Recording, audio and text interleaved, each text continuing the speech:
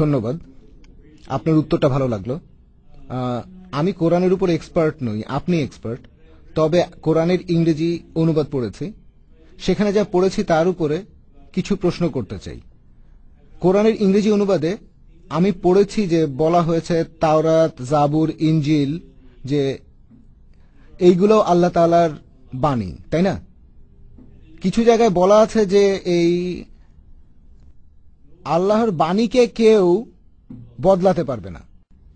এছাড়াও আরেক জায়গায় বলা হয়েছে নবী মুহাম্মদ সাল্লাল্লাহু আলাইহি সাল্লামকে বলা হয়েছে যদি সন্দেহ থাকে এই কোরআনের কথার ব্যাপারে, তাহলে যারা তোমার আগে আসমানি কিতাব পেয়েছে তাদের জিজ্ঞাসা করো। আমার মনে হয় এরা ইহুদি আর খ্রিস্টান।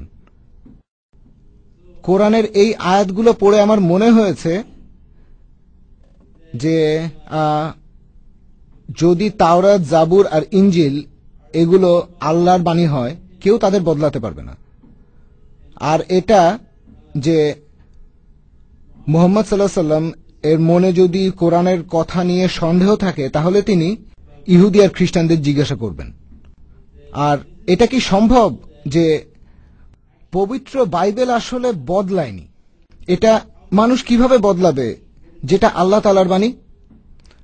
আর যদি ধরে নেন যে বাইবেল বদলানো হয়নি, আর তারপর কি এভাবে বলা সম্ভব যে পবিত্র বাইবেল আর কোরআনের মধ্যে বেশ মিল আছে? এটা কি কোনোভাবে সম্ভব? এটাই হলো আমার মূল প্রশ্ন। কোরআন বলছে যে আল্লাহ তাআলার বাণীকে বদলানো যাবে না, আর তাহলে পবিত্র বাইবেল কিভাবে বিকৃত হওয়া সম্ভব? খুব সুন্দর প্রশ্ন করেছেন আপনি খুব সুন্দর প্রশ্ন করেছেন। তবে প্রথমেই বলি, আমি কোরআনের উপর এক্সপার্ট নই, আমি একজন ছাত্র। কোরআন বা বাইবেলের উপর এক্সপার্ট নই আমি। আপনি এখানে কোরআনের 3টি আয়াতের কথা বললেন, আমার মনে হচ্ছে আপনি একজন এক্সপার্ট। কোরআনের উদ্ধৃতি দিলেন। ভাই কোরআনের 3টি আয়াতের কথা বললেন, আমি আবারও বলছি। প্রথমটা বলা হয়েছে যে তাওরাত, তারপরে জাবুর আর ইনজিল হলো আল্লাহর বাণী, 1 নম্বর পয়েন্ট। 2 নম্বর পয়েন্ট, আপনি বললেন যে আল্লাহর বাণীকে বদলানো যাবে না। আর 3 নম্বর পয়েন্টে বললেন আপনি না জানলে তাকে জিজ্ঞাসা করুন যে তাওরাত সম্পর্কে জানে। এই 3টা পয়েন্ট বললেন। এগুলোর উপর ভিত্তি করে প্রশ্নটা করলেন যে এমন কি হতে পারে যে বাইবেলের সাথে কোরআনের তুলনা করছি আর বাইবেল অবিকৃত। খুব সুন্দর প্রশ্ন। প্রথমে 3টা অংশ নিয়ে বলি, তারপর আপনার প্রশ্নে আসবো। 1 নম্বর পয়েন্ট, পবিত্র কোরআনে অনেক জায়গায় এই কথা বলা হয়েছে যে তাওরাত, জাবুর, ইনজিল আর কোরআন হলো আল্লাহর বাণী। আপনার প্রথম কথাটা পুরোপুরি ঠিক। 1 নম্বর পয়েন্ট, এগুলো আসমানি কিতাব, আল্লাহর ওহী। তাওরাত নাজিল হয়েছিল মুসা আলাইহিস সালামের উপর, জাবুর দাউদ আলাইহিস সালামের উপর, ইনজিল নাজিল হয়েছে যীশু খ্রিস্টের উপর, আর কোরআন সর্বশেষ আসমানি কিতাব নাজিল হয়েছিল সর্বশেষ চূড়ান্ত নবী মুহাম্মদ সাল্লাল্লাহু আলাইহি ওয়াসাল্লামের উপর। 1 নম্বর পয়েন্ট। 2 নম্বর পয়েন্ট, আপনি বললেন যে আল্লাহর বাণীকে বদলানো যায় না। এটা বলা হয়েছে সর্বশেষ আসমানি কিতাবের ক্ষেত্রে। যদি কোরআন পড়েন আর সেটা সামগ্রিকভাবে না পড়া হয়, একটা আয়াত পড়ে মানুষ ভুল বুঝতে পারে। এই কথাটা যে আল্লাহর বাণীকে বদলানো যাবে না, এটা আসলে বলছে আল্লাহর সর্বশেষ আসমানি কিতাব কোরআনের কথা। অনেক জায়গায় আছে, অনেক জায়গায় অনেক আয়াতও আছে। তবে এ কথাটা কেন বললাম? কারণ কোরআন স্পষ্টভাবে বলছে, সূরা বাকারার 106 নম্বর আয়াতে উল্লেখ করা হয়েছে, আমি কোন আয়াত রহিত করলে কিংবা আয়াত বিস্তৃত হতে দিলে তা থেকে উত্তম বা সমতুল্য আয়াত আনি। তাহলে আল্লাহ বলছেন, আগে যে ওহী এসেছিল, আগে যে নিদর্শন আমি দিয়েছিলাম, সেগুলোর চাইতে উত্তম বা সমতুল্য আয়াত আনব। আর শেষ ওহী হল কোরআন। আল্লাহ পবিত্র কোরআনে সূরা মাইদা 3 নম্বর আয়াতে বলেছেন, ইসলাম হলো চূড়ান্ত, এরপরে ইসলামে কোনো কিছু যোগ করা বা বাদ দেওয়া যাবে না। তাহলে কোরআনের পরে সর্বশেষ আসমানি কিতাবে নতুন কিছু যোগ করা বা বাদ দেওয়া যাবে না।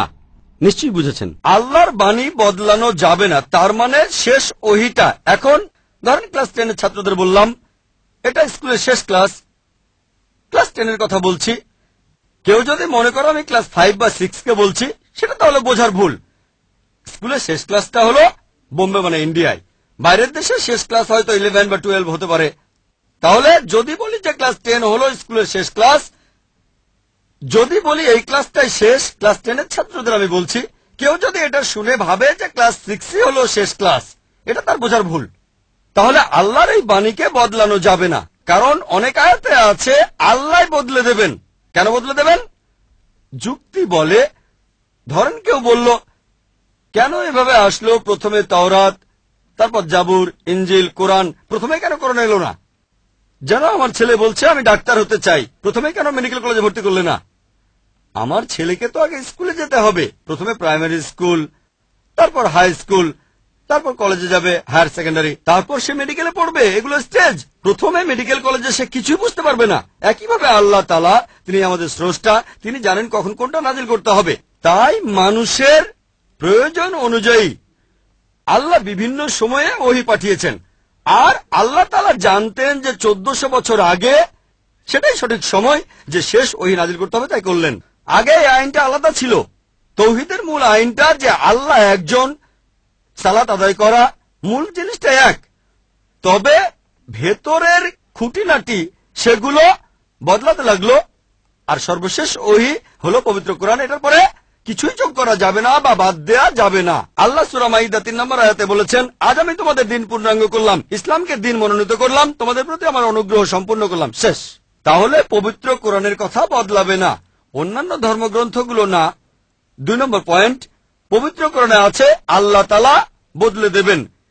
এছাড়াও আল্লাহ পবিত্র কোরআনে সূরা নিসার 82 নম্বর আয়াতে বলেছেন, আফালা ইয়াতাদাব্বারুনাল কোরআন ওয়ালাউ কানা মিন ইনদি গায়রিল্লাহ লা জাদু ফি ইখতিলাফান কাসীরা। তবে কি তারা কোরআন সম্বন্ধে অনুধাবন করে না? যদি এটা আল্লাহ ছাড়া অন্য কারো কাছ থেকে আসতো তাহলে এতে অনেক অসঙ্গতি থাকতো। আল্লাহ এখানে চ্যালেঞ্জ করেছেন, যদি ভাবো এটা আল্লাহর বাণী নয়, মাত্র একটা অসঙ্গতি খুঁজে বের করো, বের করতে পারলে এটা আল্লাহর বাণী নয়। এবার তৃতীয় অংশে আসি। আপনি তখন প্রশ্ন করলেন, আল্লাহ আমাদের নবীজিকে বলেছেন তুমি যদি না জানো তাহলে ইহুদিদের ধর্মগ্রন্থ দেখো। এটাও বোঝার ভুল। এখন বুঝতে পারলাম শুধু কোরআন পড়েছেন, আসলে এক্সপার্ট না আপনি। এই প্রশ্নটা থেকে বুঝলাম আল্লাহ তাআলা তিনি আমাদের নবীজিকে বলেছেন যে তুমি ইহুদি আর খ্রিস্টানদের বলো, যদি বিশ্বাস না করো তোমাদের ধর্মগ্রন্থ দেখো। এখানে নবীজি মুহাম্মদ সাল্লাল্লাহু আলাইহি সাল্লাম দেখবেন না। আল্লাহ আমাদের নবীজিকে বলেছেন যে ইহুদিদের বলো, খ্রিস্টানদের বলো, যদি তোমরা কোরআন বিশ্বাস না করো তোমাদের ধর্মগ্রন্থ দেখো। কেন? কারণ এটা হলো লাস্ট টেস্টামেন্ট, আর এখানে নিউ আর ওল্ড টেস্টামেন্টের অংশ থাকবে। যেহেতু এটা শেষ আসমানি কিতাব, তাই তাওরাত আর ইনজিলের অংশ এখানে থাকবে।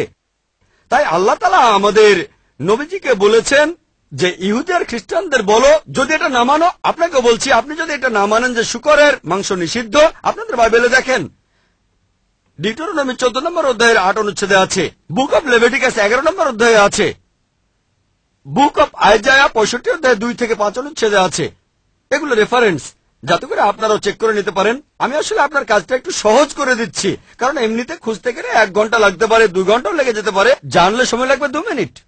যদি আপনি বাইবেলের রেফারেন্স অনুযায়ী খোঁজেন, ধরেন বললাম বুক অব ডিউটেরোনমি 14 নম্বর অধ্যায়ের 8 অনুচ্ছেদ, যদি না জানেন যে ডিউটেরোনমি কোথায় আছে, তাহলে ইন্ডেক্সে খোঁজেন ডি, সেখানে পৃষ্ঠা নম্বর পাবেন, খোলেন। সেখানে যাওয়ার পরে সহজেই সব পাবেন, পৃষ্ঠাতে নম্বর আছে, অধ্যায়ের নম্বর আছে, সহজে এটা খুঁজে পাবেন। যদি আমি এভাবে রেফারেন্স না বলি তাহলে বের করাটা কঠিন।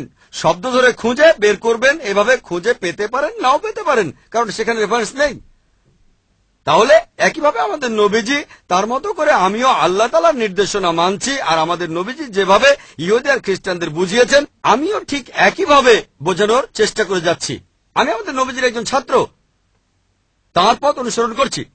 ঠিক তাহলে একইভাবে নবীজি বলেছেন বোঝানোর জন্য, একইভাবে যীশু খ্রিস্ট বলেছেন একই কথা, তোমাদের মধ্যে যে কোনো পাপ করেনি সেই প্রথমে এই মহিলাকে পাথর মারবে। এটা বাইবেলে আছে। এছাড়াও যীশু বলেছেন এই কথা তো তোমাদের আইনেই আছে। আর আমাদের নবীজিও বলেছেন যে তোমাদের ধর্মগ্রন্থ খুলে দেখো সেখানে কি আছে। তাহলে নবীজির কথার সাথে ইহুদি আর খ্রিস্টানরা যখন একমত হয়নি, নবীজি তাদেরকে ধর্মগ্রন্থগুলো দেখতে বললেন। তার মানে তিনি আল্লাহ তাআলার রাসূল। এমন না যে তিনি তাওরাত পড়েছেন, এমন না তিনি ইনজিল পড়েছেন। তিনি কি হিব্রু জানতেন? জানতেন না। আর সে সময় বাইবেলের কোনো আরবি ভার্সনও ছিল না। আরবি ভার্সনটা তো পরে এসেছে। ঠিক তাহলে আমাদের নবীজি বাইবেল পড়েননি, নিরক্ষর ছিলেন তিনি। ঠিক যেহেতু আল্লাহ তাআলা তাকে একথা বলেছিলেন, আল্লাহর রাসূল হিসেবে তিনি এগুলো জেনেছেন। আল্লাহ তাআলা তাকে বলেছেন, নবীজি বলার পর তারা ধর্মগ্রন্থ দেখলো এবং মানল। তাহলে আমাদের নবীজি সেই সময়ে ইহুদি আর খ্রিস্টানদের যেভাবে বুঝিয়েছিলেন, আমিও চেষ্টা করে যাচ্ছি, যথাসাধ্য চেষ্টা, যাতে আপনি বোঝেন। ভাই যদি ভাবেন যে কোরআন ভুল, এটা আপাতত বাদ দেন। আপনি কোরআন মানেন না, পাশে সরিয়ে রাখেন। আপনি যদি বাইবেলকে আল্লাহ তাআলার বাণী বলে মানেন, তাহলে কি বাইবেল মেনে চলবেন? পবিত্র বাইবেল কি আল্লাহর বাণী, হ্যাঁ কি না? হ্যাঁ, বাইবেল বলছে শুকর খেও না। আপনি কি শুকর খান? এখানে উত্তর হ্যাঁ বা না। আপনি বলছেন বাইবেলের কথা বলেনি। প্লিজ আমি একটু বলি। শিওর, আপনি বলেন। আপনাদের নবী মোহাম্মদের জীবনেও তো এমনটা হয়েছে যে আল্লাহ বলেছেন যে একটা সময় এটার অনুমতি ছিল, পরে হারাম করেছে, আর হারাম জিনিসকে পরে হালাল করেছে। এরকম তো অনেক সময় হয়েছে, তাই না? আর আমরা বিশ্বাস করি যে তখন ইসরায়েলবাসীদের জন্য, ইহুদিদের পথ দেখানোর জন্য আল্লাহ তখন মুসা নবীকে তার ওহী দিলেন। আমরা মানি যে সেখানে